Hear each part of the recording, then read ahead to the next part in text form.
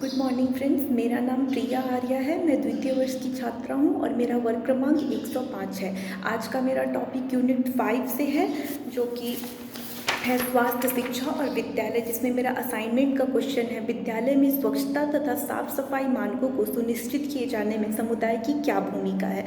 सबसे पहले हम ये समझ लेते हैं कि विद्यालय में सफाई के मानकों को निर्धारित करने में दो आयाम आते हैं, जिसमें पहला होता है तकनीकी आयाम और दूसरा होता है मानवीय आयाम। तकनीकी आयाम के अंदर वे सारी चीज़ें आ जाती हैं जो विद्यालय परिसर में उपलब्ध होती हैं या फिर होनी चाहिए, जैसे कि बालक और बालिकाओं के लिए अलग अलग स्वच्छ शौचालय की व्यवस्था, स्वच्छ पेयजल की व्यवस्था, साबुन पानी की व्यवस्था इत्यादि।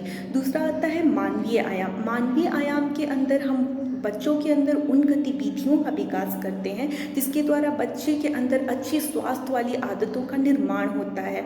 इसके अंदर बच्चों में होने वाली गंदगी से बीमारियां या फिर गंदे पेयजल से होने वाली बीमारियों को भी रोकने के उपाय और आदतों का निर्माण किया जाता है। इन सभी आदतों को सुनिश्चित करने में शिक्षक और समुदाय की महत्वपूर्ण भूमिका होती है और इन सभी मानकों को निर्धारित करने में शिक्षक और समुदाय दोनों मिलकर अहम भूमिका निभाते हैं और मानकों का निर्धारण भी करते हैं।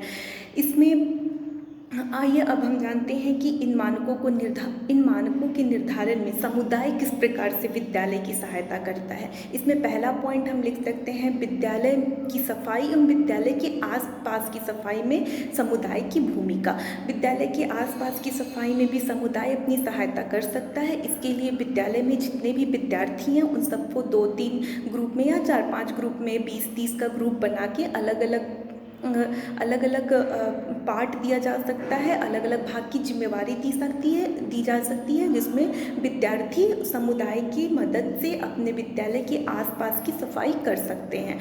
दूसरा आता है सफाई करने के बाद कचरे का प्रबंधन, जिसमें भी समुदाय बालकों की सहायता कर सकते हैं। कचरे के प्रबंधन में सफाई के बाद निकलने वाला जो कचरा होता है उन्हें 2 भागों में विभाजित किया जा सकता है। पहला हो गया जैविक अपशिष्ट और दूसरा हो जाता है अजैविक अपशिष्ट। अजैविक अपशिष्ट को सही जगह पे उनका भंडारण करना और दूसरा हो जाता है, या फिर सही जगह पे उनका निपटारण करना, और दूसरा हो जाता है जैविक अपशिष्ट का सही उपयोग करना। जैविक अपशिष्ट का उपयोग हम जैविक खाद बना के समुदाय की सहायता से उनके विचार लेके या फिर उनकी परामर्श और उनकी सलाह लेके बालक जैविक खाद बना सकते हैं।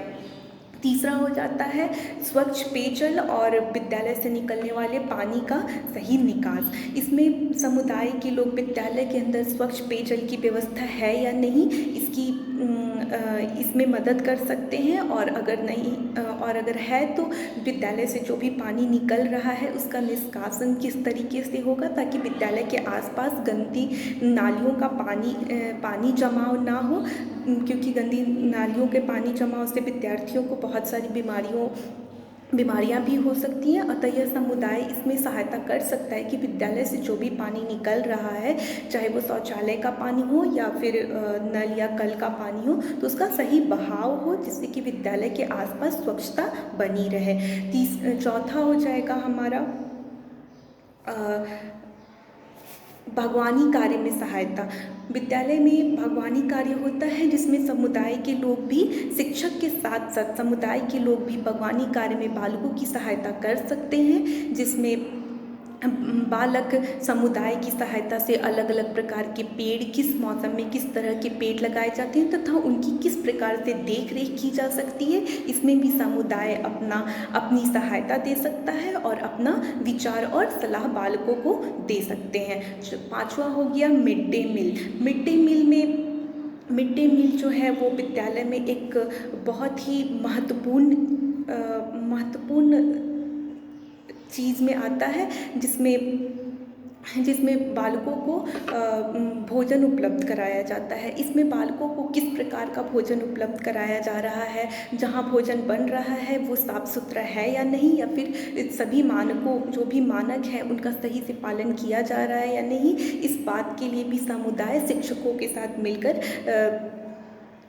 मानकों का निर्धारण कर सकते हैं और सहायता कर सकते हैं तथा अपनी सलाह दे सकते हैं।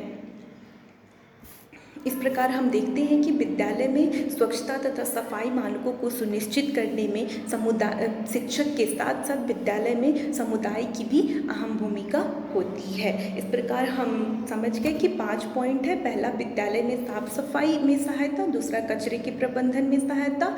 तीसरा हो गया स्वच्छ पेयजल की व्यवस्था एवं पानी का निकास। और चौथा हो गया बागवानी कार्य में सहायता। और पाँचवा हो गया मिड डे मील में सहायता।